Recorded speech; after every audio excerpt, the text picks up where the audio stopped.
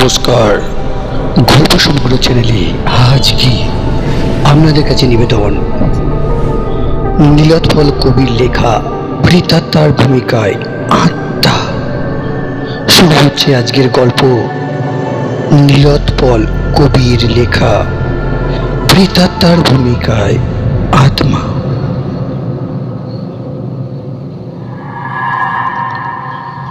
হারিকেনটা জ্বলছে ছানি পড়া চোখের মতো। মাস্টার মশাইয়ের আসার সময় হয়ে গেছে।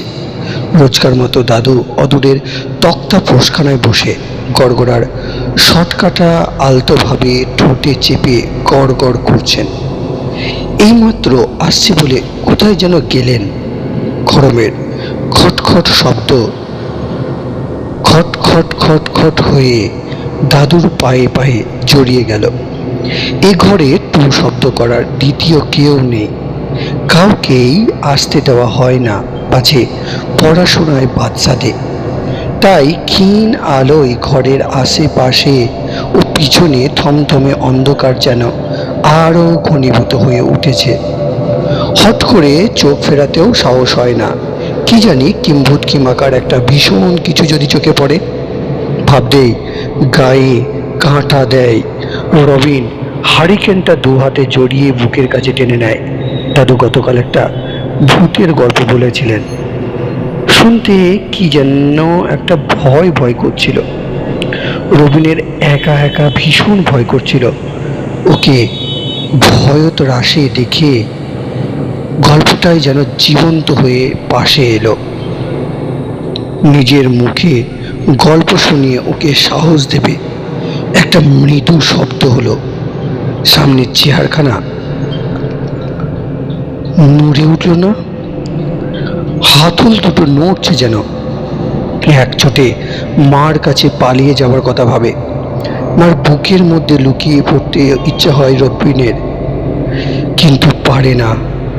অবশ হয়ে আসছে, থরথর করে পা দুটো কাঁপছে। গতকালের গল্পটা আরও কাছে এলো। গল্প বলতে শুরু করলো। ভূত নেই কি রে? উত্তরে দাদু বললেন, তবে শোন। গড়গড়ার শটকাটা ঠোঁটে চেপে আদর পেয়ে মিনিটা যেমন ডাকে অমনি দুবার শব্দও হলো। আমরা উৎকর্ণ হয়ে দাদুকে ঘিরে বসলাম। বুঝলি, তখন দেশের বাড়িতে থাকি। শহরের মতো এত সুবিধা ওখানে কোথায়? সপ্তাহে দুদিন হাট বসে, মঙ্গলবার আর শুক্রবারে।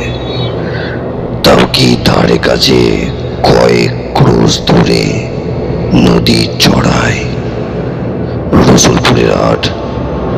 সেখান থেকেই দরকারি সব কিছু কেনাকাটা করতে হয়। আনাজ তো বটেই, তা সেদিন ছিল শুক্রবারের হাট। বেলা থাকতেই হাটে রওনা হলাম। সঙ্গে বুধন, বাড়ির বিশ্বস্ত চাকর। কেনাকাটা করতে বেলা গড়িয়ে গেল। সূর্যদেব তখন শ্রান্ত শরীরে পশ্চিম আকাশের প্রান্তে ঢলে পড়েছেন, ঠিক যেন রাঙাদির কপালের সিঁদুরের টিপ। রাঙাদির মুখের রঙে আকাশের প্রান্ত রাঙানো। তড়িঘড়ি করে সবকিছু বস্তায় পড়লাম। হাট ছেড়ে পথে নেমেছি। হঠাৎ তখন খেয়াল হলো, আরে যা, মাছ তো কেনা হয়নি। মুহূর্তের জন্য দাঁড়িয়ে গেলাম। দায়িত্ব করতে লাগলাম বুধনকে। না, তখন হঠাৎ বুধনকে এগোতে বললাম।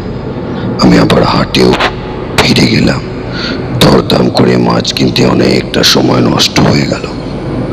চারিধারে অমাবস্যার গাঢ় অন্ধকার নেমেছে, যেন বোরকা পরে দিন বিবি হেঁটে চলেছে অনন্তকালের পথ ধরে।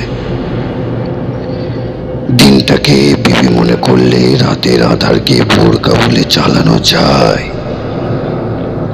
প্রথমে মাঠ, তারপর একটা বিল পড়ে, বিলের ধার দিয়ে গিয়ে উঠতে হবে সদর রাস্তায়। সদর রাস্তা ছেড়ে আরো দুটো কাঁচা রাস্তা, তবে বাড়ি। এক কথায় হাট থেকে বাড়ি কুখ্যাত গোবিন্দপুরে যাবার সামিল। গাঁয়ের পথে রাতে কখনো সখনো দু একজন সঙ্গী পাওয়া যায়। চারিদিকে অন্ধকার থমথম করছে, অগাধ সমুদ্রের উদারের মতো মাছটা হাত দিয়ে ঝুলছে। রবিন, মুখটা বন্ধ কর, লাল ঝরবে। সবাই খুব খুব করে হাসলাম। দাদু একটা পান মুখে দিয়ে আবার শুরু করলেন। তারপর ধাই ধাই করে হেঁটে চলেছি। নির্জন মাঠটা হাট হাট করছে। মাঠ পেরিয়ে এলাম, দুটো রাস্তাও। শেষ রাস্তায় এসে উঠলাম তখন কেন যেন গাটা ছমছম করে উঠল। সামনে একটা উপেক্ষিত পরিত্যক্ত ভিটে। ওই ভিটেতে তিনু মাঝি গলায় ফাঁস দিয়ে মরেছিল।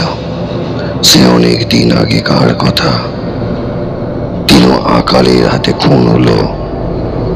পেটের খিদের সঙ্গে পারিবারিক কলহকে গলা টিপে শেষ করল।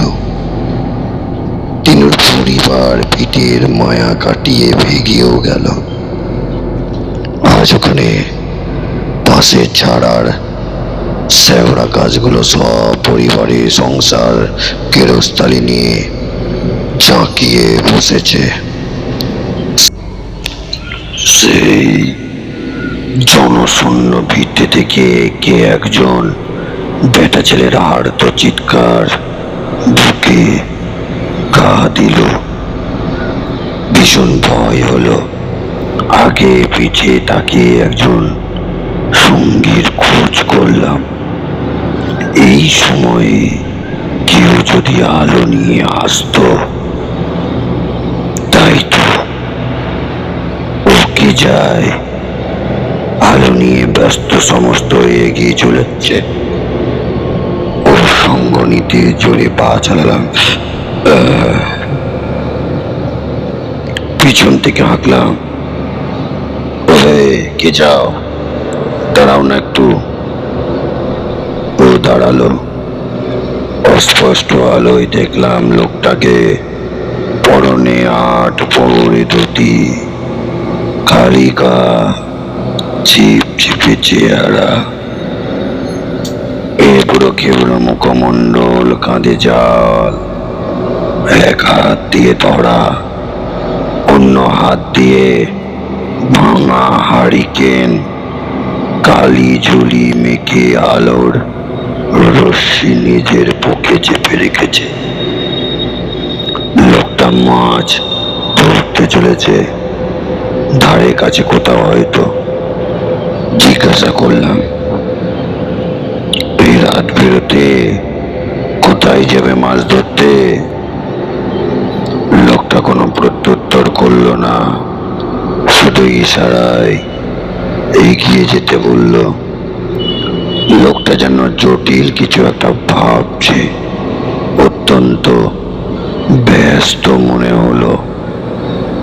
কথা বলা বৃথা, তাই বুদ্ধিমানের মতো ওর পিছু পিছু চললাম। উভয়ের মধ্যে একটাও কথা হলো না। সামনেই মস্ত বাঁশঝাড়, একটা অস্পষ্ট পাহাড়ের মতো। সেখানে ঘটলো একটা অভাবনীয় ঘটনা। আকাশে আকাশে মেঘ নেই, ঝড়ের পূর্বাভাস নেই। হঠাৎ ঝোড়ো হাওয়ার ঝাপটায় বাঁশের ডগাগুলো দুলে উঠল, বিকট শব্দ হলো। সর সর শব্দে রাশি রাশি বাঁশ পাতা ঝরে পড়ল অন্ধকারে পথ হাতুড়ে। মোটমোটাস একটা বেল্লাই বাঁশ আমূল উপড়ে পড়ল, ঠিক ঠিক আমার পায়ের কাছে। পথ আটকে, আর একটু হলে মাথায় পড়তো। ইস, গায়ের লোমগুলো সূচের মতো শক্ত হয়ে দাঁড়িয়ে গেছে। ফুসফুস বুঝি থেমে যায়। গায়ের রক্তহীন, ভয়ে মৃত প্রায়। ঠক ঠক করে দাঁতে দাঁত বাজছে, চোখ দুটো ছানা বড়া, কণ্ঠস্বর মাথায় উঠে গেছে। পা দুটো মাটির গায়ে আটকে গেছে, চোরা বালির কবলে পড়েছে যেন। ভয়ে পঙ্গু অথর্ব এইভাবে কতক্ষণ দাঁড়িয়েছিলাম জানি না। যখন মুমূর্ষ ভাব কেটে গেল, তখন লোকটাকে দেখতে পেলাম না।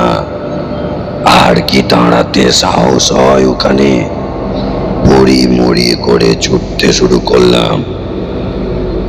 মরিয়া হয়ে দৌড় দৌড়, হাঁপাতে হাঁপাতে বাড়ি দৌড়ে পৌঁছালাম। বুধন আলো নিয়ে সেখানে অপেক্ষা করছে।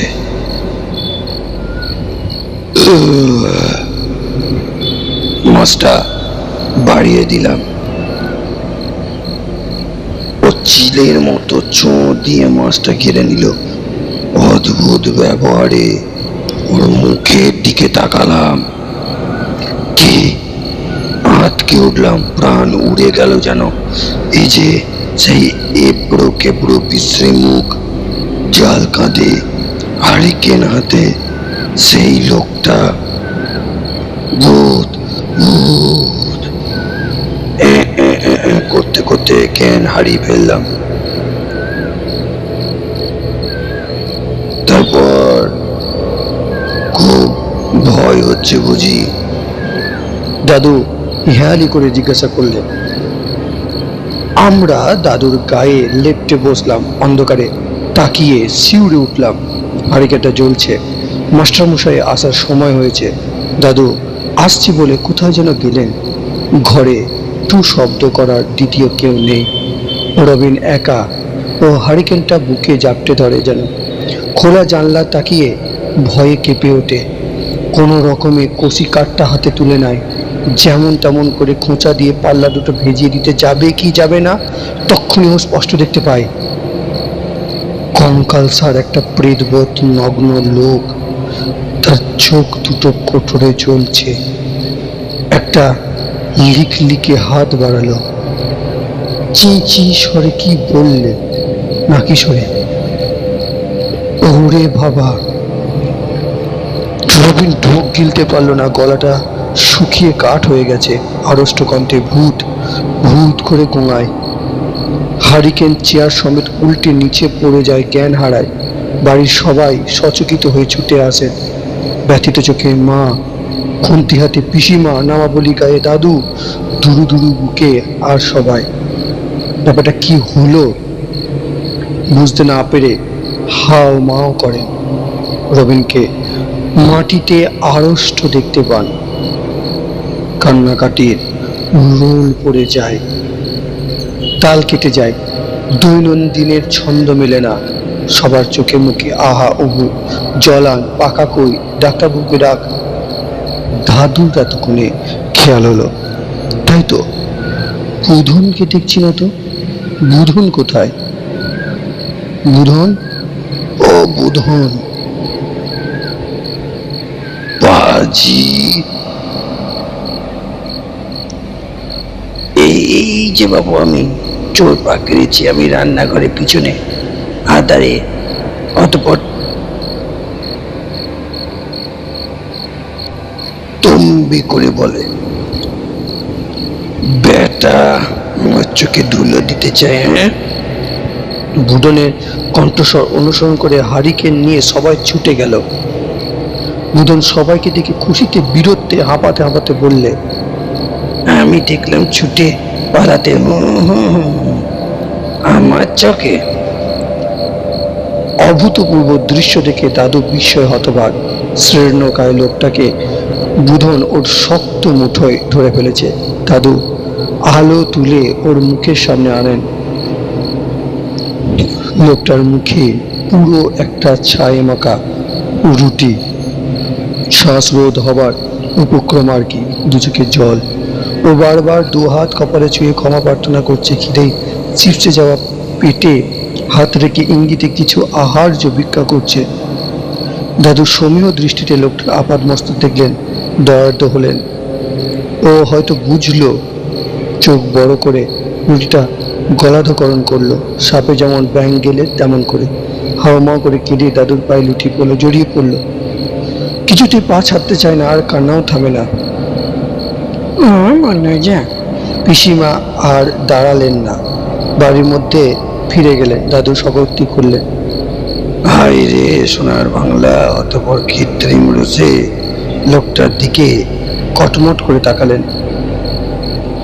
এত বড় আস্পর্ধা, ভূত সেজে ভিক্ষা করা।